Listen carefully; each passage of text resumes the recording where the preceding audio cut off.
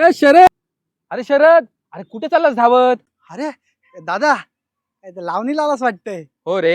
हो काय, अरे पण लावणी झाली. बरं ते जाऊ दे, मी आलो. अरे कुठे चाललायस? अरे ते जनावर बघितलं हो. काय बोलतो? ते कसला साप होता. मी आलोच जरा बघतो त्याला. अरे दुःख धरला मग. अरे साप डूक वगैरे नाही धरत, त्याचा मेंदू एवढूसा, तो कधी डूक धरत असेल? हो काय, मग त्याला मारूनच टाकतं. तुझ्यासारख्या शेतकऱ्याने असं म्हटलं तर कसं चालायचं? तो तुमचा मित्र आहे. आपल्या शेतात येणारे सगळे उंदीर घुशी तो मारून खाऊन टाकतो, तर तुला आपल्या शेताला नुकसान होत नाही. हा दादा, बरोबर बोलतोस तू. नाही मारणार नाही, पण मग त्याला जरा हळद कुंकू वाहू काय?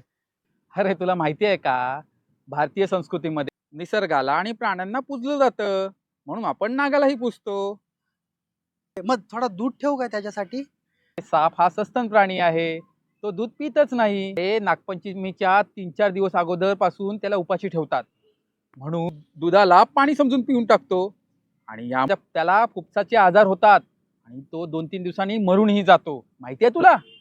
हा, अरे हो काय. अं, ठीक आहे दादा, ही चांगली माहिती सांगितलीस हो तू. म्हणजे मारला नाही पाहिजे सापाला.